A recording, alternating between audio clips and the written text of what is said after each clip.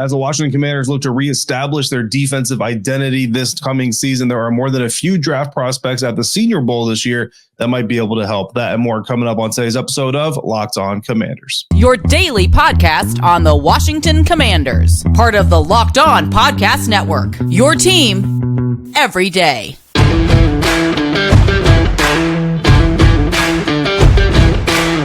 Welcome into this episode of Locked On Commanders, your daily podcast covering the Washington Commanders, part of the Locked On Podcast Network, your team every day. Thanks so much for making Locked On Commanders your first listen or your first view today and every day. And don't forget that you can subscribe for free on YouTube or wherever you're getting your podcast. In fact, I want to give a shout out to everybody who has done so. We hit over 7,000 subscribers on YouTube this week. Greatly appreciate the continued support and the growth that you are showing this show over the last year or so.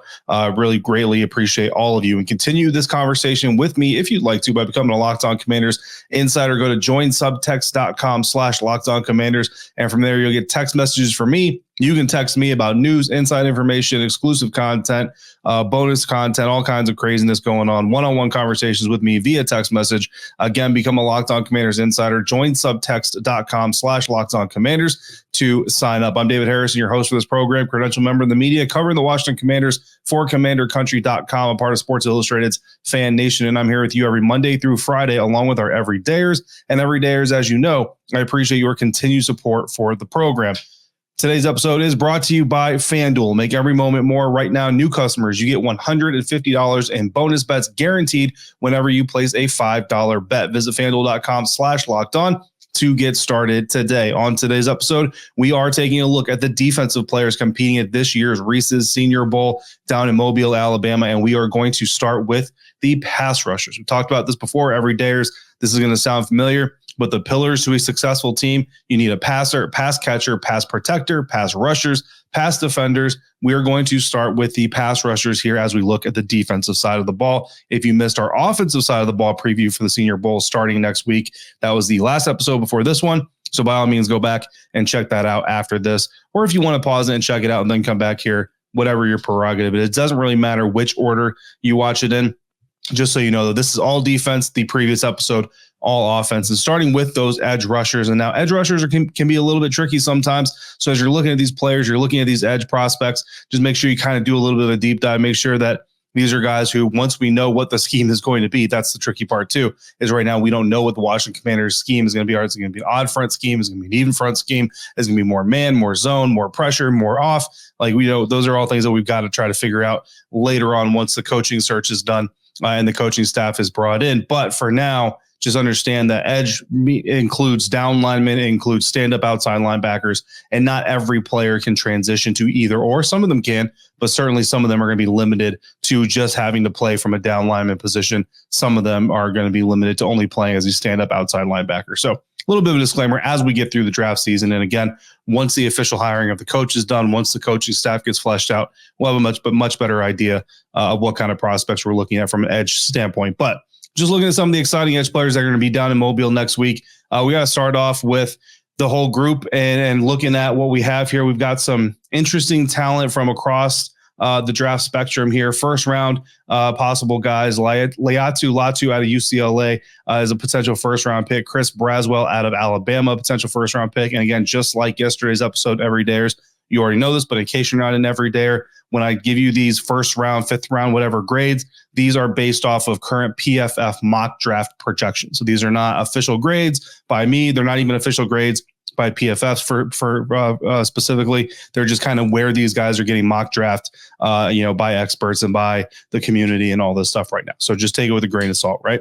Moving on from the first round, you have some day two guys, Adisa Isaac out of Penn State, Marshawn Nealand out of Western Michigan, Javon Solomon out of Troy. And then we have a bunch of day three guys, Darius Robinson from Missouri, Justin Ebogbe out of Alabama. I promise you, we will get better at name pronunciations as the process continues to unfold. I'm going to meet a lot of these guys this week in Mobile, be able to get some pronunciations down.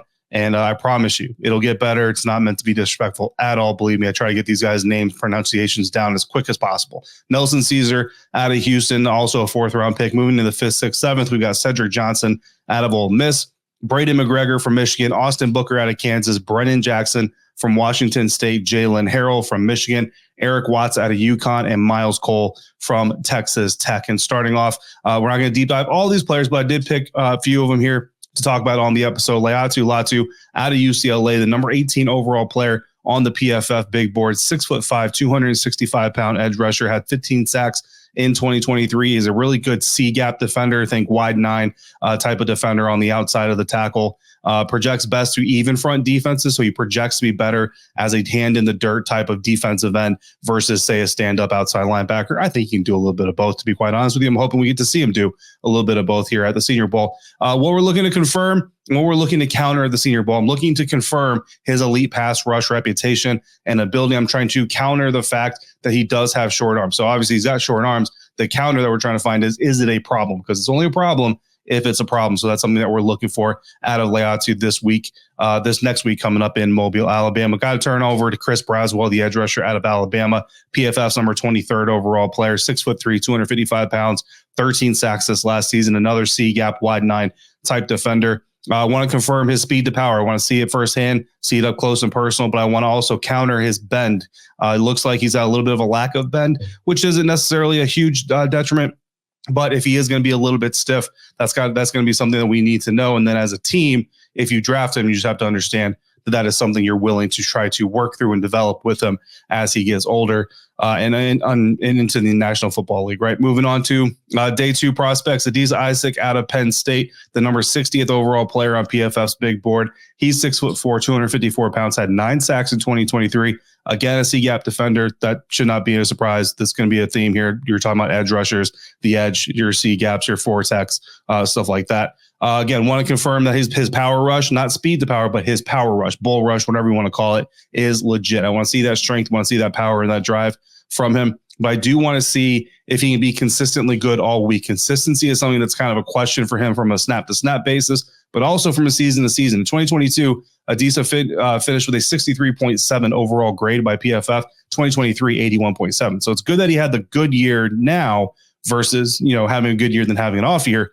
But you want to see if it's more than a one-year wonder type of situation. Staying on day two, Javon Solomon out of Troy, 80th ranked player on PFF's big board, 6'2", 245 pounds, 16 sacks in 2023. Another C-gap defender, but also lined up quite often in the four-tech, which is right across from the opponent's tackle. I want to confirm his first step. His first step is supposed to be really explosive, really quick. I want to confirm that. And then I want to see if he can counter the claims that he has a lack of power coming off the line of scrimmage at the point of attack. Definitely more of a speed guy. I want to see if he can present some power down there in Mobile. Sticking on day three in the fourth round, edge rusher Darius Robinson out of Missouri, 110th ranked player by PFF, 6'5", 296 pounds, 9 sacks in 2023. Another wide nine guy, but that can also play the four-tech right across from the opposing tackle.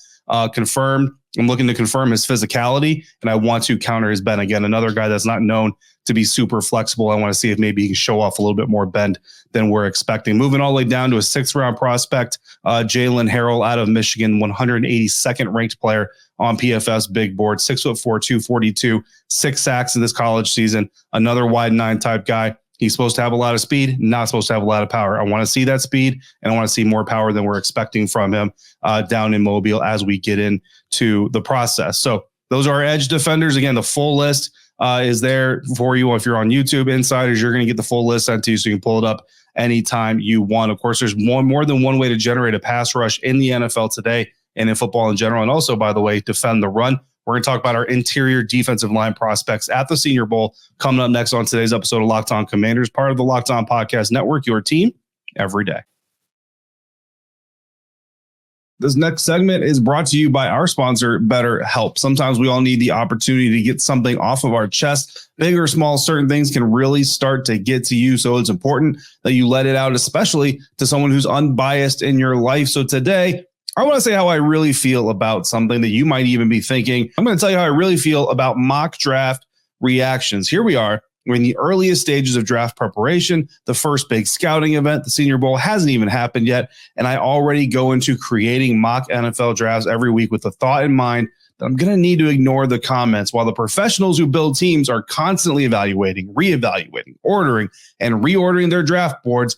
There are those out there who already know key prospects and how their careers are going to unfold. But most of us have bigger problems than our favorite sports team, and it's important to get things off your chest every once in a while when they're bothering you. So if you're thinking about starting therapy, give BetterHelp a try. It's entirely online, designed to be flexible and suited to your schedule. So visit BetterHelp.com/lockedon to get 10% off your first month. That's BetterHelp, HELP.com/lockedon. Today's episode also brought to you by FanDuel. The NFL playoffs are progressing. We've got AFC, NFC championship games coming up this weekend, but there is still time for you to get in on the action with FanDuel, America's #1 sportsbook. Right now, new customers to FanDuel get $150 in bonus bets guaranteed when you place a $5 bet. That's $150 in bonus bets, win or lose, once you create your account and make that one $5 bet. The Ravens are 3.5-point favorites over the Kansas City Chiefs in the AFC championship game, and the San Francisco 49ers are 7-point favorites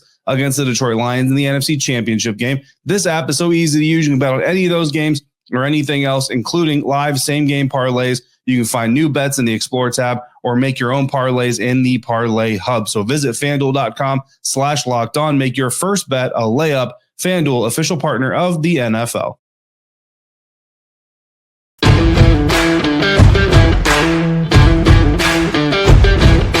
Continuing on now with today's episode of Locked On Commanders. Thanks again for making Locked On Commanders your first listener, your first view today and every day. Every dares come back on Monday. We will have yet another mock draft Monday. My insiders are going to give me a scenario they want me to pursue, and I will pursue it in that mock draft, and we'll see just how much we can get done in one conversation. Locked On has also launched the first ever national sports 24/7 streaming channel on YouTube. Locked On Sports Today is here for you 24/7, covering the top sports stories of the day with the local experts of Locked On, plus our national shows covering every league. Go to Locked On Sports Today on YouTube and subscribe to the first ever national sports 24/7 streaming channel. Turning our attention now to the interior defensive line prospects that are joining us in Mobile for the 2024 Reese's Senior Bowl. And again, breaking it down by day, no real first-round prospects on this list, although there are some who believe that Byron Murphy II out of Texas is going to get some first-round buzz. Certainly throughout this process, could see him climbing up the boards. We'll see how that goes beginning this week again, or this coming week again in Mobile, Alabama. But sticking to the day two prospects, we got Brandon Dorlus out of Oregon, Byron Murphy II out of Texas, like I just mentioned, Rook Orohiro out of Clemson. Again, I'm specifically going to ask him how to pronounce that cleanly. Dwayne Carter out of Duke, Braden Fisk out of Florida State, McKinley Jackson out of Texas A&M, Tavondre Sweat out of Texas are your day two prospects. Turning into day three, Tyler Davis out of Clemson, Jordan Jefferson out of LSU, Michael Hall Jr. out of Ohio State, Marcus Harris from Auburn, Keith Randolph Jr. out of Illinois, Jaden Crumedy out of Mississippi State, and Gabe Hall out of Baylor. So those are your defensive line prospects. Starting our deep dive here into some of these players. Byron Murphy II, again, very intriguing prospect out of Texas. One of two intriguing defensive line prospects from this unit. We're going to talk about both of them here on this episode. Actually, I'm going to be keeping a close eye on each of those guys as we go through the draft process as well. Byron Murphy is the number 44 overall ranked player on the PFF big board. Guy is 6'1", 308 pounds. It's a big dude. 6 sacks in 2023. He's a B-gap defender primarily for Texas, but also an A-gap defender. So really solid interior work on either side of those gaps. He's at a really good first step. Want to confirm that down in Mobile, but he's not supposed to be very good at handling, shedding, and dominating double teams. So I want to see if he can get some work against some double teams in Mobile and maybe try to shed that label. Moving on now to his teammate, Tavondre Sweat out of Texas. Number 65 overall player on the PFF big board, 6'4", 362 pounds. So another big dude. 2 sacks in 2023, had a 92 run stop grade, according to PFF, primarily a B-gap defender. And his strength, as you might assume, is strength. His weakness, according to a lot of people scouting reports, his motor, his energy on the field, consistently down in, down out, snap in, snap out. Want to see how it gets, because those practices can get pretty, can drag a little bit. They can get kind of hot. You've been playing a lot of football. These guys really haven't gotten a break at all. So we'll see if that motor can stay humming as we get through these 3 days of practice down there in Mobile. Moving now to day 3, and Michael Hall Jr. out of Ohio State, projected 4th-round pick in current mock drafts, number 113 overall on the PFF big board, 6'2", 280 pounds, so a little bit smaller in build. 2 sacks in 2023, a primarily B-gap defender. He's known for having a very high motor, so kind of the opposite of Tavondre Sweat, but he is not known to be a great run So that's something that we're going to keep an eye out on and see if we can't see Michael Hall in some run defense reps down there in Mobile to see if we can't counter that just a little bit. Finally moved down to a 7th round projected guy right now. Defensive lineman Jaden Crumedy out of Mississippi State, number 223 on the PFF big board, 6'5", 305 pounds, 3 sacks in 2023. Played a lot of B gap. Also played some C gap though. So a little bit of flexibility there to move inside, move outside. 72.8 run defense grade isn't amazing, but it's certainly not terrible, especially for a 7th round projected guy. He's supposed to be stout at the line of scrimmage, very strong at the point of attack. Want to see if he can do that. Doesn't really get pushed out of the way, but his pass rush ability leaves a little bit to be desired. Certainly a place for guys that defend the run more than anything else, but you do want to see those guys who have that reputation for not being able to be effective in the pass rush, maybe show a little bit of bend or show some burst, show some ability to navigate through the line of scrimmage and all those things. So that would be something that we're looking for out of Jaden Crumedy. Now we're going to turn to the linebacker group and some solid linebackers here joining us in Mobile this year. And we're going to start with day 2. You only got 2 day 2 projected players as of right now. Payton Wilson out of NC State is a 3rd round projected linebacker. Maris Lufau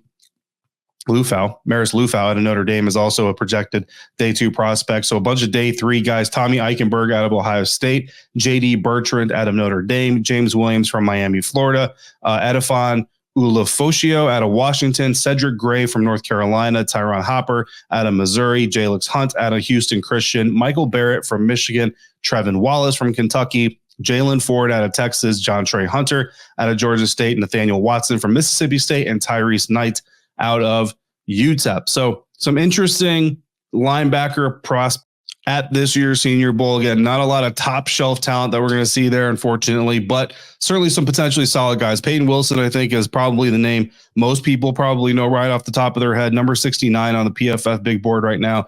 He's 6'4", 238 pounds. He played 155 pass rush snaps in college this season, 305 in coverage. 6 missed tackles total, had a 90.4 coverage grade and an 83.7 run defense grade. So those are both pretty good, solid grades, especially for a 3rd round guy. If you can get him in the 3rd round, you probably feel pretty good about the potential you're getting there. We're looking to confirm his range. So we want to see him run sideline, run deep, run short, pursue the ball, shoot the angles, do all those things here in Mobile. And then we're going to counter his ability, or his tendency rather, to over pursuit. A lot of time aggression can be used against you in today's NFL. A lot of these offenses are very smart. And if you're an over aggressive linebacker, they will take advantage of that. Moving on now to our other day 2 prospect, Maris Lufau out of Notre Dame, number 84 overall on the PFF big board, 6'2", 239 pounds, played 129 pass rush snaps for Notre Dame this season, 191 in coverage. So pretty good balance of each. Did have 10 missed tackles, so you don't like that. 84.1 overall coverage grade is pretty solid, and that's supposed to be his strength, is his coverage skills, but his run defense, as you can see from those missed tackles, a little bit suspect. So we want to see him clean that up starting here in Mobile. Tommy Eichenberg out of Ohio State, projected 5th round pick right now, 152nd on PFF's big board, 6'2", 239, 61 pass rush snaps, not a lot of pass rushing, 272 coverage snaps, did have 8 missed tackles, plays very intelligently, but doesn't have a lot of range. So that obviously is not a great combination. You want the brains, but you also want the athleticism. So we'll see if we can get a little bit more of that out of Tommy next week. Cedric Gray of North Carolina is our final guy, 6th round pick, or 6th round projected pick, I should say. Number 177 currently on the PFF big board, 6'2", 235 pounds, had only 95 pass rush snaps. So again, not a lot of pass rushing. So depending on the scheme that we're looking at, he might fall off of our board. But he did have 384 coverage snaps, 19 missed tackles, 78.3 coverage grade. So good, solid average, you know what I mean? But 6th round, that's kind of what you're looking for. He's got speed. This dude is fast. He's quick, but he does have a tendency to miss some tackles. So we want to see that get cleaned up as well in Mobile this coming week down there for the 2024 Reese's Senior Bowl. So those are our interior defensive linemen and our linebackers, which means we got our secondary coming up, cornerbacks and safeties. It's a passing league, so we need some pass defenders. That's coming up next on today's episode of Locked On Commanders, part of the Locked On Podcast Network, your team every day. Today's episode is brought to you by Prize Picks. Prize Picks is the largest daily fantasy sports platform in North America. They're the easiest and the most exciting way to play daily fantasy sports because it's just you against the numbers. Instead of battling thousands of other players, including pros and sharks, you simply pick more than or less than on 2 to 6 player stat projections and then sit back, watch the game, watch your winnings roll in. Prize Picks is the most fun I've had, making up to 25 times my money this football season. And with the NBA season now here, you can pick combo projections across football and basketball from the Specials League, which is a league created specifically for combo projections. For example, you can take LeBron James and you can take Travis Kelce for 10.5 combined three-pointers and receptions in a single matchup. Go to theprizepicks.com/LockedOnNFL. Use the promo code LockedOnNFL for a first deposit match up to $100. Again, that promo code LockedOnNFL, all lowercase, at prizepicks.com/LockedOnNFL to get a $100 deposit match. Prize Picks, daily fantasy sports made easy.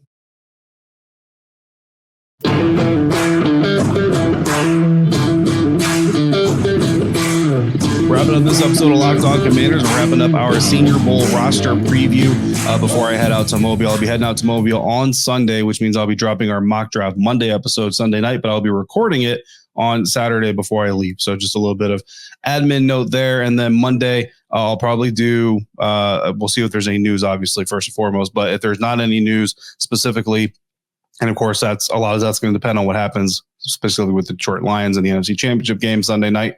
But depending on what's happening Monday, right now planning to do like 2 or 3 guys from a bunch of position groups for the Senior Bowl, kind of give one last deep dive into a few specific players versus the whole roster that we're doing today, and go from there. So more to follow, but you'll be getting your 5 episodes minimum from Mobile from me next week. So stay tuned for all that. But we're going to jump into the defensive back rosters here for the Senior Bowl, starting with our cornerbacks. And we've got a pretty good, interesting list to look at for the cornerback group.